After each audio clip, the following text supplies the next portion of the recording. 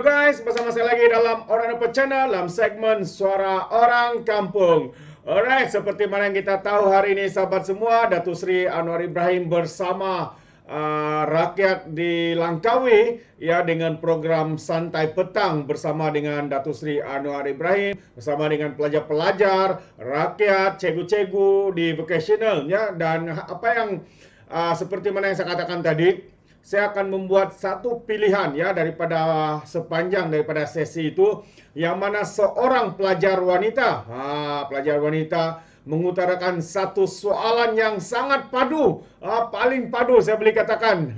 Itu dia, dan ini adalah jawapan daripada Datuk Seri Anwar Ibrahim berkaitan dengan soalan itu. Jadi tanpa membuang masa, mari kita dengar bersama dan tonton video ini apakah sebenarnya soalan itu dan jawapan yang memang terbaik daripada Datuk Seri Anwar Ibrahim, sahabat-sahabat semua. Jadi mari kita tonton dan dengar bersama soalan daripada pelajar cerdik ini. Kenapa negara kita mengamalkan belanjawan defisit, iaitu belanja lebih daripada hasil? Menyebabkan negara kita terpaksa berhutang untuk menampung belanjawan negara setiap tahun. Umum mengetahui bahawa hutang negara kita lebih daripada 1 trilion, dan kenapa negara kita tidak mengamalkan belanjawan lebihan atau seimbang. Ini bagi mengatasi masalah inflasi negara kita dan juga kejatuhan nilai mata wang ringgit Malaysia. Itu saja daripada saya. Sekian. Hebat soalan tu Sri. Amboi. Hai. Kalau saya tanya hai, jawapan macam mana? Hai. Dah, jawapan soalan you tadi, bukan bukan jawapan hai. Okey. Masa saya Menteri Kewangan, dari defisit belanjawan berimbang, kemudian berjawan lebihan. Lepas itu malangnya dengan keadaan ekonomi dan sebagainya, hutang bertambah. Bila saya ambil alih tahun lalu, hutang 1.5 trilion, 1.2 plus contingent liability 300 billion, total 1.5 trilion. Berapa total?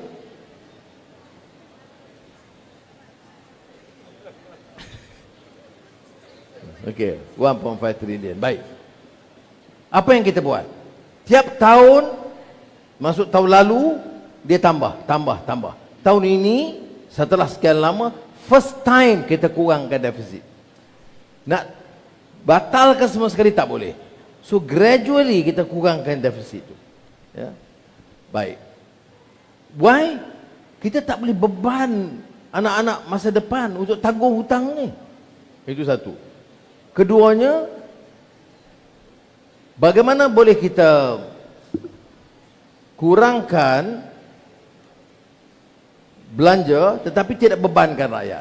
Maka walaupun kita kurangkan ya, keseluruhannya untuk defisit, tetapi peruntukan Kementerian Pendidikan paling tinggi, bidang pendidikan paling tinggi dalam sejarah. Yang lain kita potong, tetapi untuk pendidikan kita tambah 2 bilion. Jadi total berapa? Saya nak nanti tak ada jawab. Tak jawab mampu dia. Baik. Jadi maknanya penambahan 2 bilion. Nombor 1 pendidikan, nombor 2 kesihatan. Jadi faham tak? Jadi walaupun kita kata kena jaga, kena cermat, defisit kena kurang, tapi jangan bebankan rakyat. Salahnya salah dasar.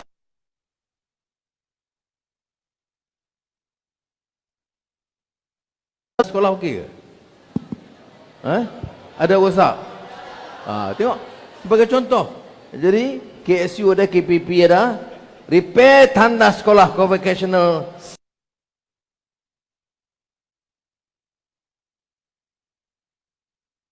segera mungkin. Ya, ini bukan orang beritahu. Saya dulu ahli parlimen Port Dickson. Selepas sekarang di Tambun. Di Port Dickson saya pergi sekolah, cek tandas 4 rosak. Pergi tandas sekolah satu lagi 2 rosak. Saya kata macam mana anak-anak kita begitu? Tapi yang pakai tandas sekolah vocational, janganlah buat macam kandang lembu. Tandas cermatlah sikit. Ya, ini ya Allah. Jadi, tapi okey. Berapa banyak rusak tandas kuku. Apa buat apa dengan tandas ni? Ha? Nak bergambar. Betul. Cuba dulu. Okey. Nanti mana ni pengetua dia, mana pengetua vocational? Okey.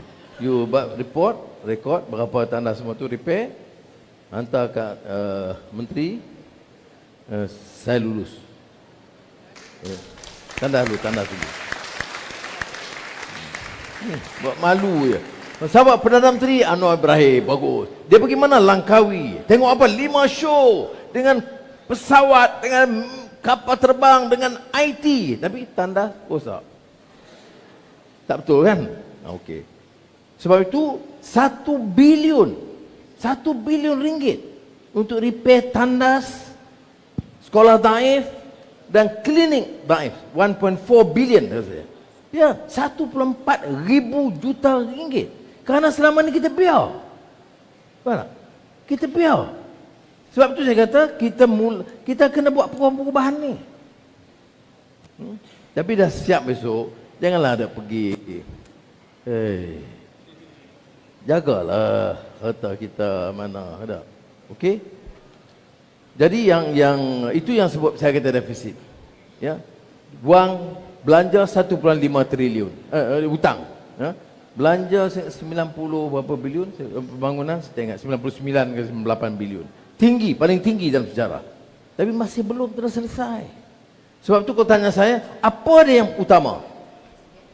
Sekolah, pendidikan, kesihatan. Kemudian orang yang paling miskin, yang disebut miskin tegar, kita nak noktahkan kemiskinan tegar. Berapa jumlah sekarang? 130,000 keluarga. Ada orang kata, ada pembangkang kata, Anwar ni tak munasabah, mustahil lakukan. Saya kata kalau kita ada puluh-puluh bilion, takkan tak boleh selesai masalah orang tak ada makan. Jadi sebab itu saya arah seluruh jentera, termasuk Langkawi ni. Kalau ada pejabat daerah, PPD, semua kena bagi laporan dan selesaikan masalah menoktahkan kemiskinan tegar di kalangan negara rakyat. Okay. Kalau yang lain nak baca Belanjawan Madani, ada jawapan dia. Nah? Okey? Baik. Terima kasih Datuk Seri. Untung orang Langkawi dia pulang tu tak tangan kosong. Alhamdulillah. Saya last question. Saya buka last satu soalan. Memang terbaik sahabat semua. Itu dia antara jawapan padu daripada Datuk Seri Anwar Ibrahim terhadap soalan ya. Assalamualaikum, terima kasih. Alhamdulillah. Terhadap soalan yang dikemukakan oleh salah seorang pelajar ya di vocational ini. Jadi kita boleh nampak sahabat semua ke komitmen yang diberikan oleh Datuk Seri Anwar Ibrahim ya, apa yang beliau mahu khususnya dalam bajet. Seperti mana yang kita tahu, bajet dalam pendidikan, Kementerian Pendidikan adalah yang paling terbesar ya, paling besar sekali. Kerana Datuk Seri Anwar Ibrahim begitu komitmen ya, tinggi untuk melihat pendidikan itu terjaga. Pendidikan itu lebih kuat, pendidikan itu akan menjadi teras yang utama di dalam pelajar-pelajar kepada generasi muda. Jadi seperti mana yang dijawab oleh Datuk Seri bahawa ya, pendidikan adalah teras pertama yang menjadi keutamaan beliau. Kerana itu beliau memberikan bajet yang begitu besar ya, walaupun pada awalnya beliau mengatakan, Datuk Seri mengatakan dia mengambil alih kerajaan ini dengan hutang yang begitu banyak, tetapi dalam bajet madani yang dibentangkan kerajaan ini jugalah yang mengurangkan jumlah defisit itu ataupun hutang yang ada sahabat-sahabat semua dibandingkan dengan kerajaan-kerajaan sebelum ini. Bukan berkurang tapi menambah dari tahun ke tahun, sepanjang 3 tahun ditambah, akhirnya menjadi 1 trilion lebih hutang negara pada ketika ini.